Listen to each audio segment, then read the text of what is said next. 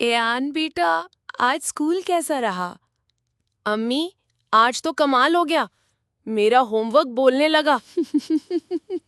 क्या? होमवर्क बोलने लगा? ये नया बहाना है या साइंस फिक्शन? नहीं अम्मी, सच में। मैंने जैसे ही बैग खोला, होमवर्क चीख पड़ा कि मुझे मत पढ़ो, मैं अभी सो रहा हूँ। ओ भाई, अब होमवर्क भी थक गया है तुम्हारी तरह। और अम्मी, बबलू भी वहीं था। वो तो हंस हंस के बेंच के नीचे गिर गया। टीचर ने क्या कहा? छुट्टी तो नहीं करवा दी?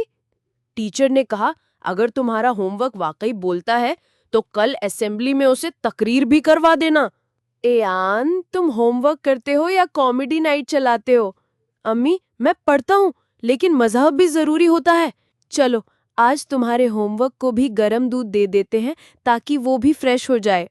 और अम्मी, अगर कल होमवर्क ने नाश्ता मांग लिया तो?